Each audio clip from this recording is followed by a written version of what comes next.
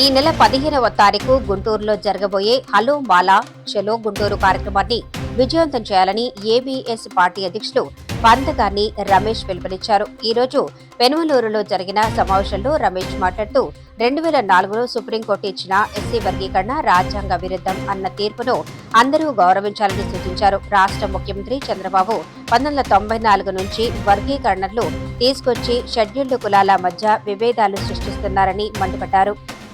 24 August 1వ తారీఖున supreme court ఇచ్చినటువంటి ప్రకటనని, కూటమి ప్రభుత్వం తీసుకొచ్చిన తీర్పుని రద్దు చేయాలని పిలుపునిస్తూ లక్షలాది మందితో చలో గుంటూరు నిర్వహిస్తున్నాం.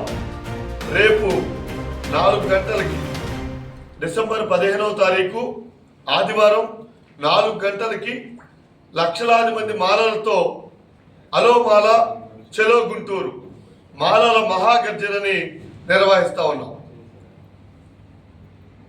బాబాసాహెబ్ అంబేద్కర్ ఈ దేశంలో 1200 కులాల్ని కలిపి షెడ్యూల్లో చేర్చి షెడ్యూల్ క్యాస్ట్గా లిస్టులో పెట్టి అంటరానితనం, అస్పృశ్యత అనే ప్రధాన రుగ్మతల్ని రూపుమాపడం కోసం, సమప్రాధాన్యత ఇవ్వడం కోసం ఈ దేశంలో ఉన్నటువంటి అన్ని వర్గాల ప్రజలతో సమాన స్థాయికి షెడ్యూల్ కులాల ప్రజల్ని, షెడ్యూల్ తెగల ప్రజల్ని తీసుకురావడం కోసం తీసుకొచ్చినటువంటి ఈ రిజర్వేషన్ని ఈ రోజున ఈ దేశంలో ఉన్నటువంటి మనువాద రాజకీయ పార్టీలన్నీ విభజించాలనేటటువంటి కుట్రల్ని ఆంధ్రప్రదేశ్, తెలంగాణలో ఉన్న మాలలు, అలాగే దేశవ్యాప్తంగా అంబేద్కర్ వారసులు పూర్తి స్థాయిలో వ్యతిరేకిస్తూ దేశవ్యాప్తంగా ఈ ఉద్యమం జరుగుతుంది.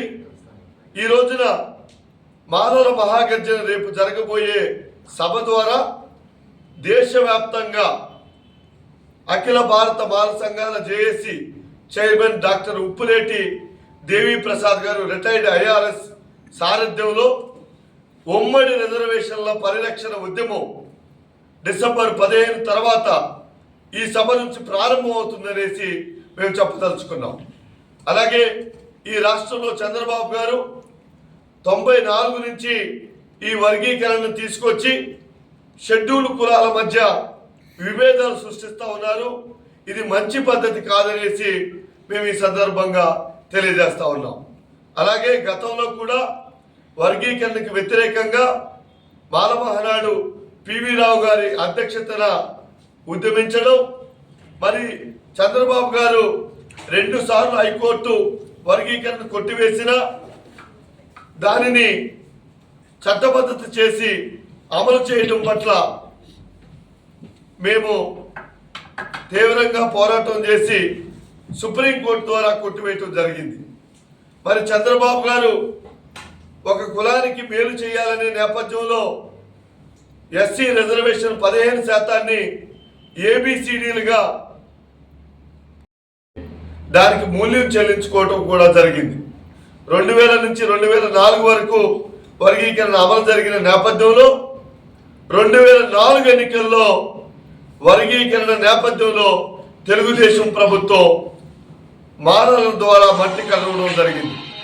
మరలా ఇప్పుడు కూడా 24లో సుప్రీంకోర్టు ఇచ్చిన ఆదేశాలని వర్గీకరించాలనుకుంటే ఈ ప్రభుత్వం 29 ఎన్నికల్లో ఖచ్చితంగా ఓడిపోబోతుందనేసి కూడా మేము చెప్పదలుచుకున్నాం.